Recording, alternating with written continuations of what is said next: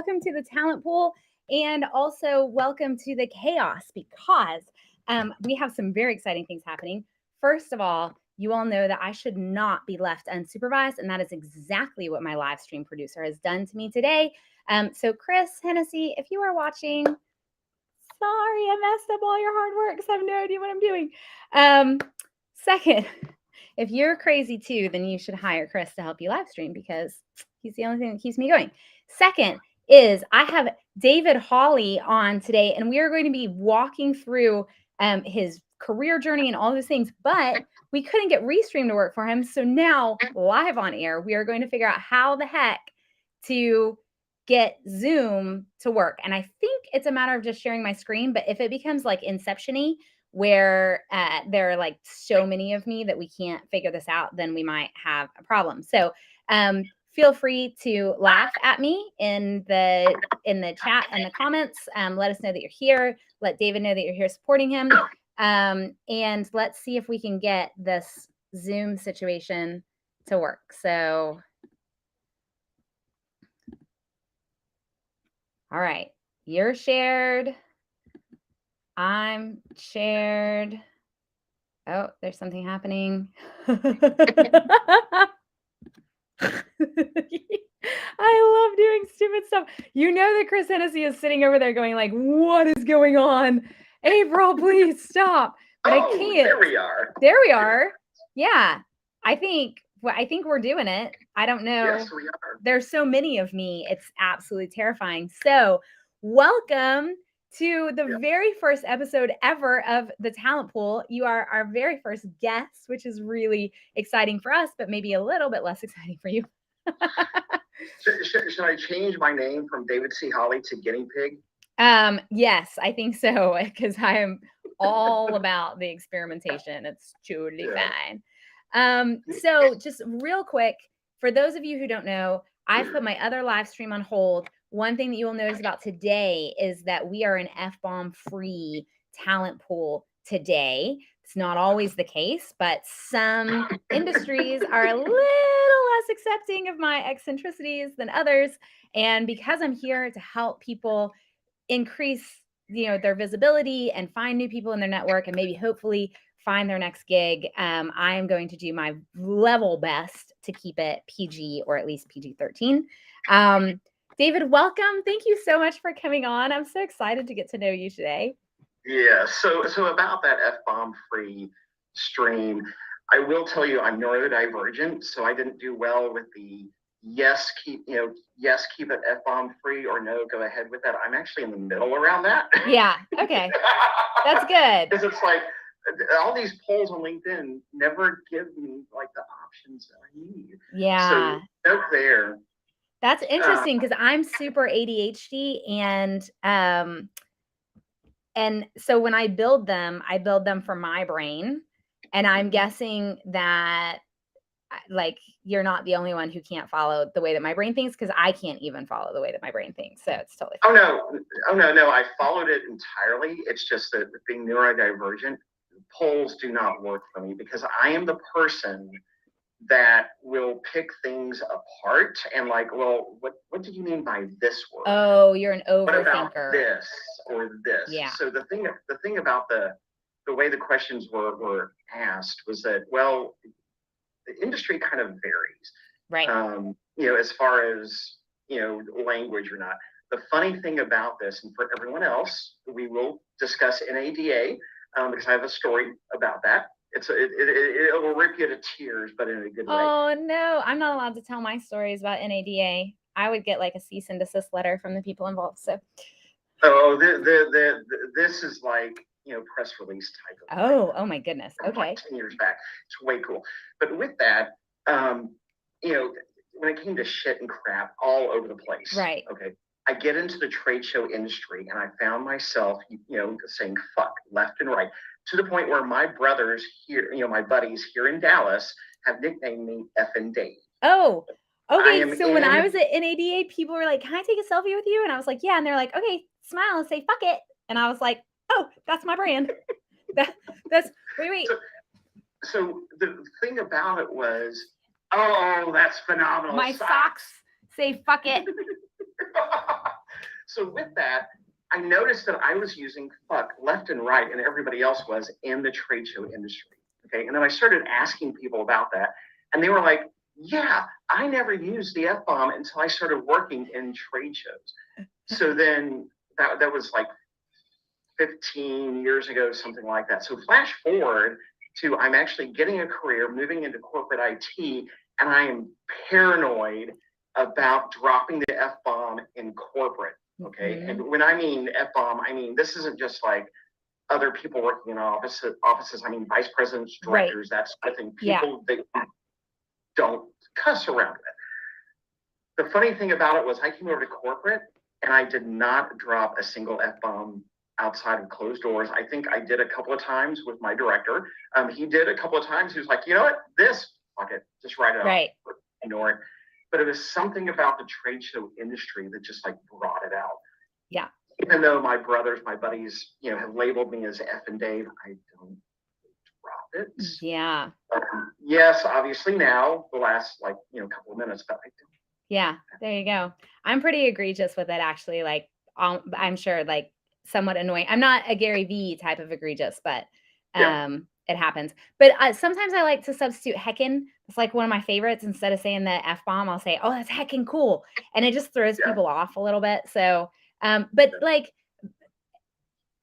so when you say like you went into corporate, I can think of one job in particular that you've had where the F bomb was probably like seriously off limits, and that is the happiest place on earth. Can you imagine if you rolled up to Walt Disney World and you were like, what up, girls? Like, no, not going to happen, right? Not on stage. Oh my God. Y'all heard it here first. He just spilled the tea. The F bomb happens behind closed doors at Disney World. And when we say have a magical day, or there was another one which I can't remember. Wait, can you say can you have a magical fucking day? Pretty much that's what they're saying. Now, the one interesting thing about this, again, back in trade shows, I worked with someone, her name was Colleen from our New York branch. She was as New York as it gets. Like she would have, I've never worked with her before. I'm standing beside her at the service desk, think front desk for a hotel. And she is like, hey, what the fuck do you want? What can I fucking do for you?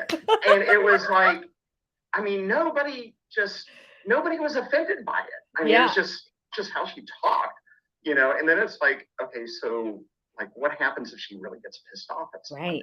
Well, on that note, someone I used to work with, I can't remember how this came up, but she made a comment. It's like, David, when you get pissed off at someone, you get very polite. Mm-hmm. Yes, ma'am. I'll be more than happy to do that. You certainly just bless their heart. Like you and screw you and very polite when I'm getting rude, and that might be a Disney thing. Now, okay, again, y'all heard it here. If David reaches out to you and he's like, hey, how are you? And I hope you have a great day. You done pissed him off and you don't even know what you did, right? But if he rolls up with the F bomb and like flashes finger guns at you, then you're in a good spot. If I use the F bomb, I'm really comfortable with it. Yeah. But if I send you the thank you note, dear whoever, thank you, sir, for your time. Mm-hmm. Ma'am, I appreciate the 6 months of interviews and the multiple business cases that I had to write, ma'am. Thank you very much. And then I really appreciate how you ghosted me so that I really have no idea if you're interested or not and can't actually make plans. You did wonders for my issues with trust and abandonment. It's fine. Yeah, my abandonment issues that's great. I have a therapist. Oh, wait, no, I don't have health insurance because you know why? Because you didn't hire me. I love that you bless their hearts. And I love that how many people do y'all know who have worked for Walt Disney, the corporation? I just think that's amazing. Yeah. It holds a precious place in my heart because of the time that I was there and all that we did. It's the happiest fucking place in your heart. That's Disneyland in California. Oh, sorry. Branding. but in the 8th grade, I was asked, "What do you want to do when you grow up?" by one of my teachers. Yeah. And the response was, I want to work for Walt Disney World, programming the audio animatronics. Didn't quite do that. It was all like theme parks and resorts, but it was just like phenomenal. I mean, I have no retirement funds whatsoever because of that, but I have fond memories from that. Some things that will rip your heart out, like the Ashley story and the Renee story, but moments where we touched people's hearts, and just did phenomenal things. And then behind the scenes, doing the same thing for the teams that I worked with. It was pretty cool. That makes me so happy. I love that. Yes. Now, can I destroy whatever? I was about to say, now I want to hear the opposite, right? Like we've heard, first of all, like the shit that I wanted to do when I was a kid is not even close to what I'm doing now. I mean, I was like, I want to be independently wealthy. Not there yet. It's coming. Damn it.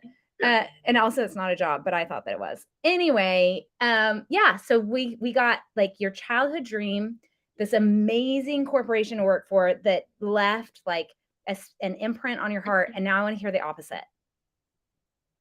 As far as the worst work experience I've ever had, right? Or just a bad. I just want you to destroy everything for me. I just want you to break me down now.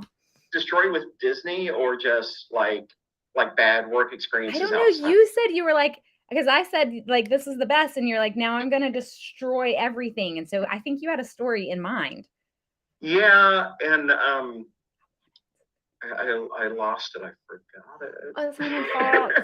I interrupted But trust you. me, I can give you some stories, things that would turn this from, just like, don't show the kids to, you do not want to ever watch this. That would be behind the scenes over drinks. Oh yeah, let's not do that. So okay, so tell me, so Walt Disney, you I feel like you have created this really interesting kind of career story or career journey for yourself. Like there is a path there that you can follow. So I am actually going to hush because I want to hear it from you. Like I've read it a little bit, but I want to hear it from you because y'all, this is so like, oh, you're just gonna be like, oh, I love this human. So, well, I am Greek, so I mean, you are, right? So yeah. Can't deny it. Before telling that story, about 2 years ago, I reached out to Robin Storyline. Robin Story with Storyline Resumes. Huge plug there. I highly recommend them.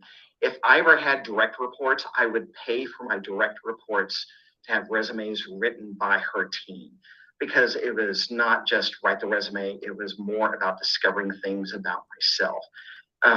So with not having a job at the moment, we're going to go through that again next week. But one of the things that came out of that was I am the person that companies sorely need, but they have no idea that they need me. Right. And it was also very clear that I have a track record of leaving things better than I found them. All right. Just across the board.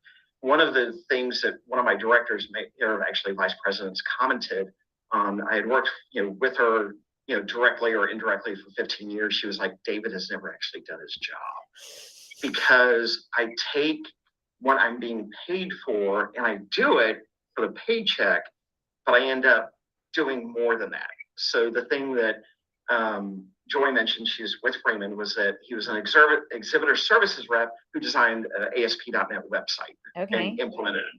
It's like, whoa, wait, where did that come from? Same thing with Walt Disney World. One of the cool things that I ever did was, it was back in the mid 90s, somewhere in that range, where behind the desk or behind the scenes, we had a position called room assignment, where you are going through the expected arrivals. It was a report about this big. We killed trees. You're looking for a request. Okay. John is traveling with Bill, or, it's a family reunion or things like that, or special things like that. Now, if the hotel is not fully occupied, you don't really care about who goes where. Right. But when you're going into a sellout, it's like this puzzle you have to work with, where you want the right reservation in the right room. So let's Right. say, for example, I have one unoccupied room. It's available for 10 nights. I don't want to put a guest who's only going to be in for one night into that room because I've just, Right. maybe locked it out. The fact you're getting this tells me that we could have some real cool conversations about Right. hospitality.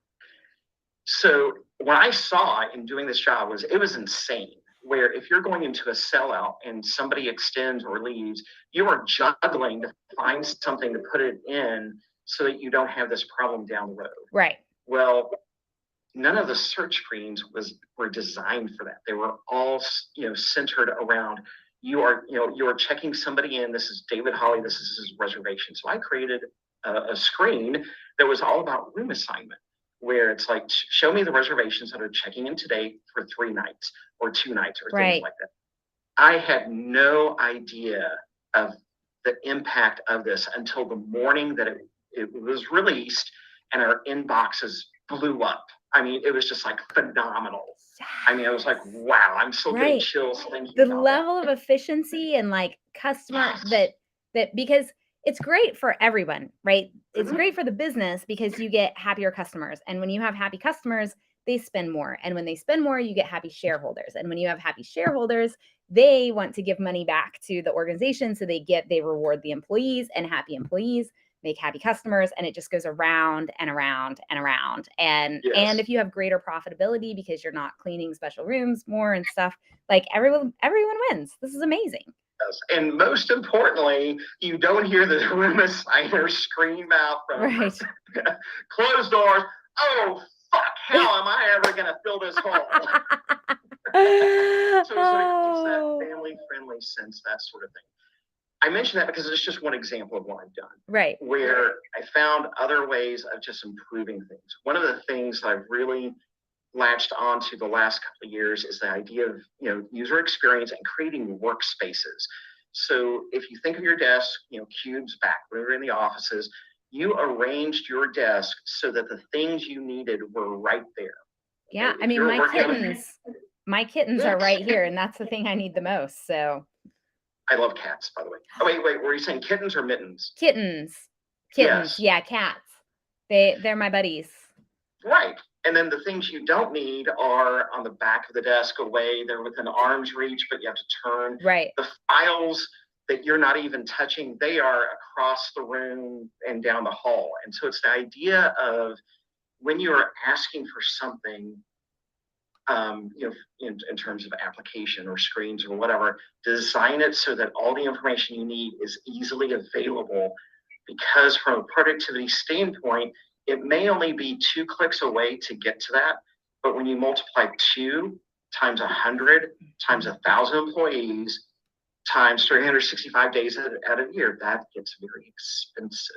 Very expensive. It's a hell of a lot of clicks.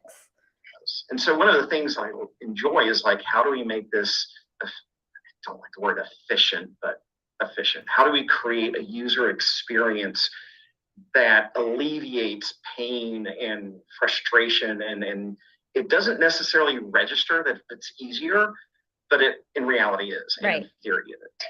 I mean, it's what I feel like what happens is that when you solve those problems, the real measure of success is that people don't notice that you solved it because they're not having a problem anymore and they're not asking for it, whatever. It just becomes, it's just so easy that they're like, oh, I'll just do this thing, right? But if they start to notice that something needs to happen, then you've got a problem.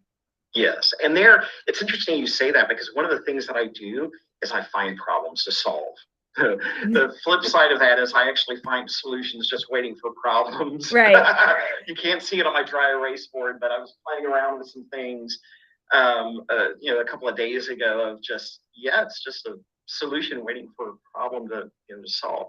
The other thing that's there is that I'm the person who sees over the horizon, so I can see where things are going, which is actually why someone's recommended that I go into product management, because as product owner, I can tell you, I want this designed like this, right? Because down the road, we're going to go here with it.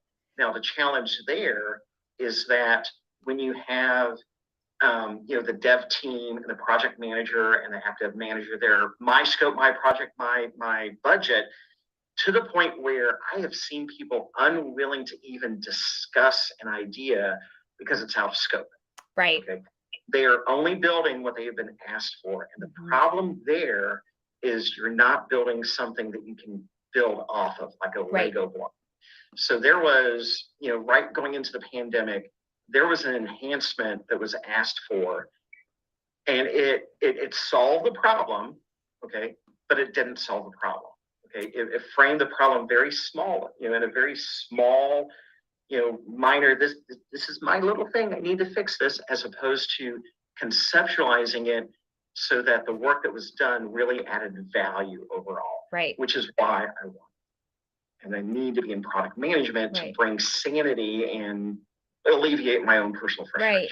So there's actually a story behind you deciding to be in product management and those types of things. So my background, I actually teach product innovation, a master's degree course at VCU. I'm a certified Scrum Master. I I love this shit.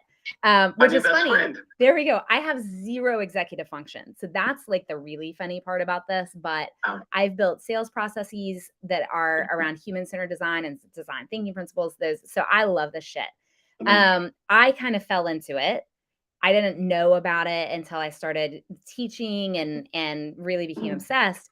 You fell into it too, though. Like you didn't even fall into it. You kind of had it shoved down your throat a little bit. Well, you got voluntold, this is what you need to do, right?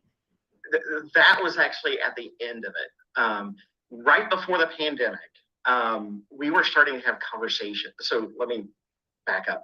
We had outsourced development and support for a mission critical application to an IT outsourcing company.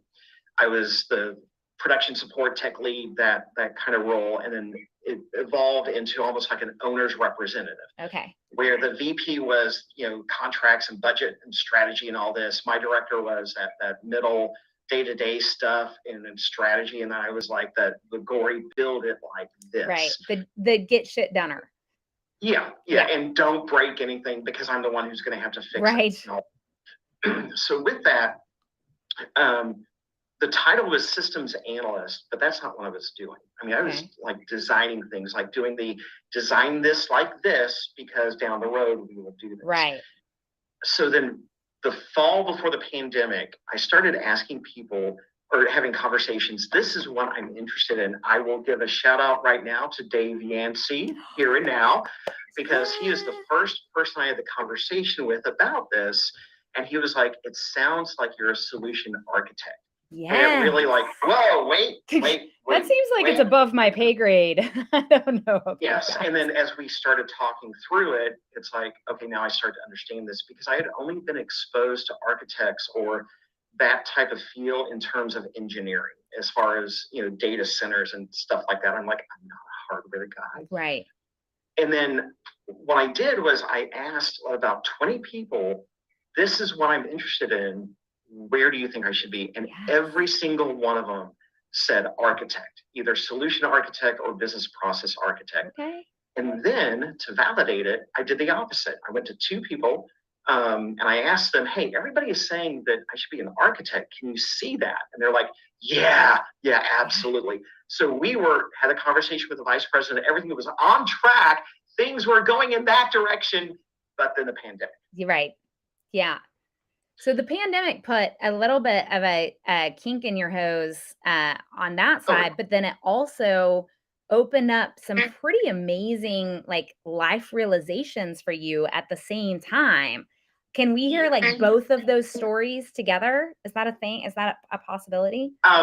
Yes. Let me finish out the how I got into product management. So then at some point very deep into this, I had a conversation with a VP that I'd worked with for 10 years in IT. And his comment was, you shouldn't be an architect. You should be a product owner, because of being able to see where things can go. So you can actually tell the architects, I want you to design this like this because of where we're going to go. Because if I'm just a systems analyst, people are like, oh, no, that's out of scope. Nope. Right. Get away from me. So going back to the pandemic and the question, what happened was I ended up being asked if I would like to be rebadged, okay, from full-time to this IT vendor. Okay. Worked for Freeman, live events. Live events were pretty much gone. It was just a matter of time until the furloughs and the layoffs. Right. So I take yes. My director, or my new director, made a comment that he felt that I was personally responsible for the success of this company. It was Infogain at Freeman with this one application, and that opened the door for them to expand their engagement with Freeman. Freeman ended up outsourcing a lot of their development to Infogain because of the cost savings. Right. And so Sarah was like, I wanted to like do something for you because of that. And I know I'm going to need you. So don't tell anyone this, but for the most of the pandemic, I did not do a lot of work. Okay. He told me he was paying me to keep me on the shelf. Wow. Which was like phenomenal. Like, wow. Right. Like, nice salary in the pandemic. Right. Nice. And like some more job security than some people had. But more than that, I feel like it shows the level of respect that he had for who you are and what you bring to the table. And like, I think that some companies lose sight of the fact that, first of all, layoffs in turbulent economic times are not actually a great financial decision. It's been shown and proven time and time again that if you do massive layoffs, then you actually end up at the short end of the curve when it comes to profitability into the future and those types of things. But also, if you think about losing amazing talent, like just letting them go, kicking them out the door and thinking, what am I going to do? Hire them back, hire somebody better. You got to know your unicorns and you got to keep them.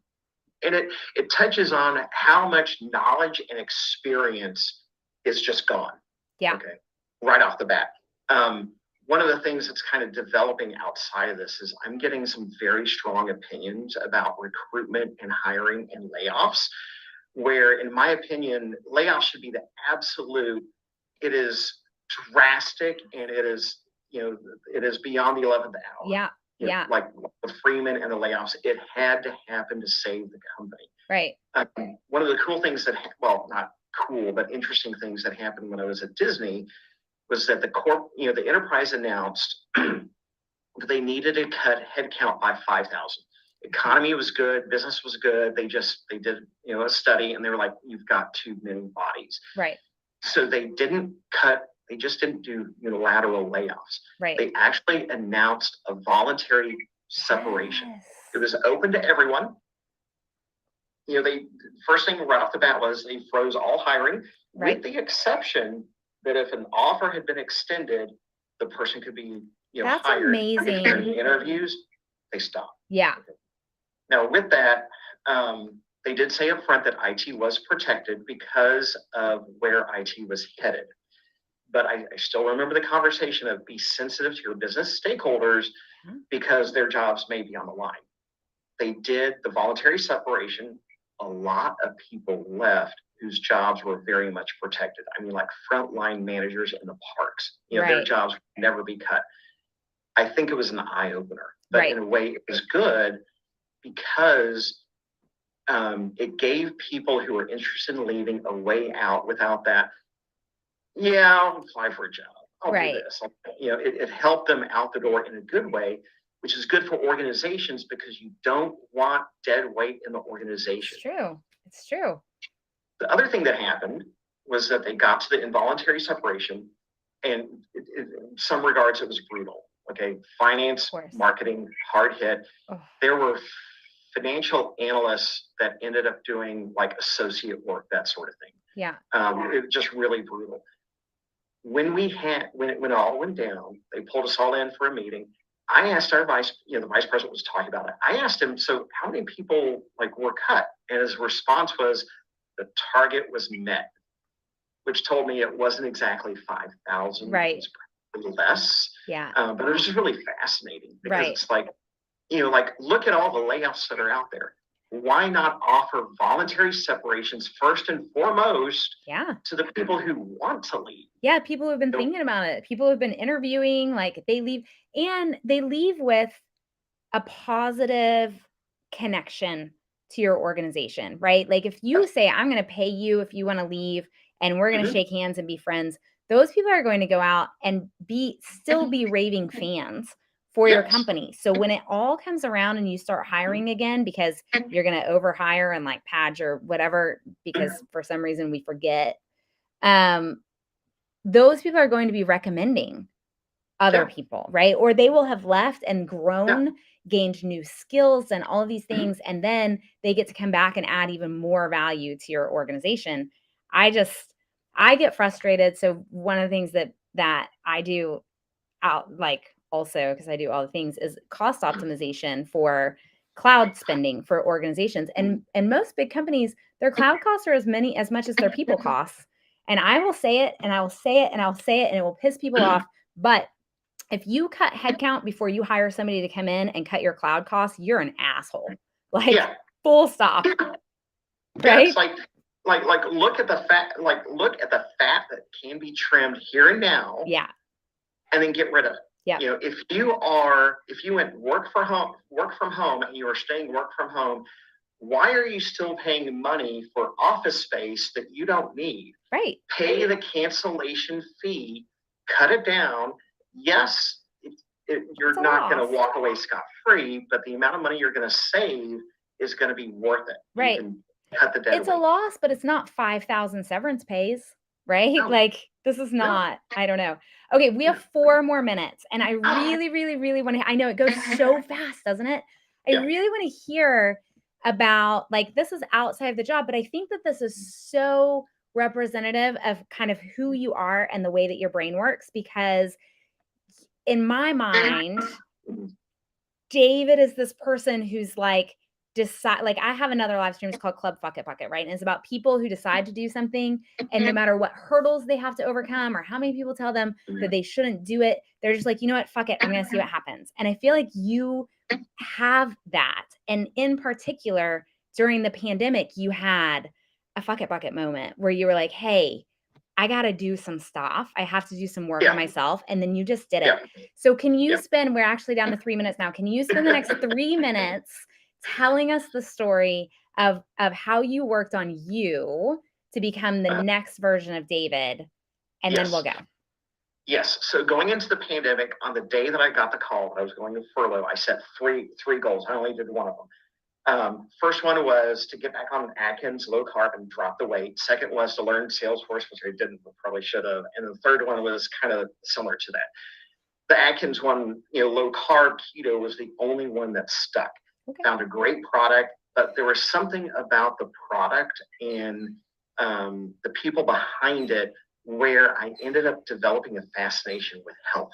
Okay, so the short story is I was actually on a first name basis with a phlebotomist at LabCorp because I was going in either weekly or every single month to get my labs to see how I was doing. So while all of you were, I don't want to hear from my doctor again about my cholesterol, I was actually doing something about it. That's the short story there. But where that may go is becoming a counselor, which goes all the way back to college, but also a registered dietitian, so that I can work with people who have a food addiction or their relationship with food is not what it should be, but they're not to the extremes of an eating disorder. Because I know that for myself, I turn to food because I'm bored. I'll say it. We all like junk food, even though it's junk. It tastes good, and Sunday is coming, and not just any Sunday. So that's the short of it, to keep it short. And this is cool because I'm like a product coach. A product coach who knows something about product. Right? So this is great. Isn't that exciting? I love this. I just love so much about you. You're such a great human, and it makes me so happy that you're on. So before we leave, tell us really quickly. So you're looking for a product management role. What do you have an industry that you want to be in, or a type of company, or is it just like surrounded by good people? Right now, the big thing was just to take off like a week or two.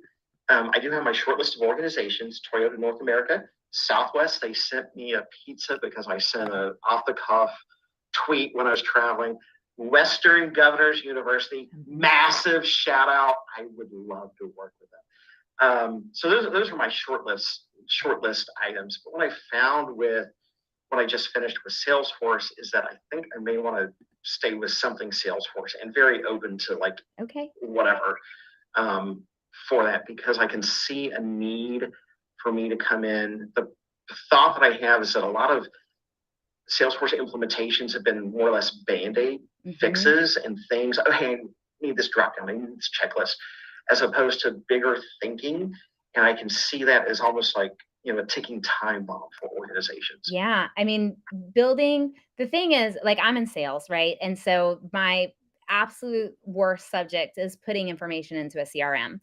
And until we had this is the first time this ever happened for me at Duckbill Group, they brought in a group of people who understood our entire sales process and how we think, and then built it in such a way that it represents that.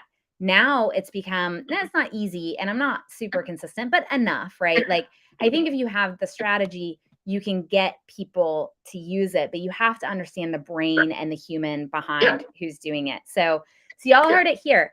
If you know anyone at Toyota, Southwest, Western Governors University, like, that's the big one right there. Or companies who are providing strategy and build outs for Salesforce or CRMs, connect David. He's fantastic, obviously, or else I wouldn't be hanging out with him, because I only hang out with really fucking cool people. So I was her number one. That's right. You're my number one. This is it. Follow the hashtag, the talent pool, please. If you know people who have been laid off or who are looking for a job, I'm offering 1 slot a day for as long as people need it. On the days that we don't have interviews, I'm going to be giving tips and tricks from the class that I teach at VCU Da Vinci Center, which is how to build and leverage your professional social network to get a job, which is like the most boring title ever, but it works. And so let us know, connect us with people, connect David with people. He's amazing, and he'd make a fantastic addition to any team. And we will see you tomorrow with something, who knows? But in the meantime, David, good luck. We're crossing everything, pressing our thumbs.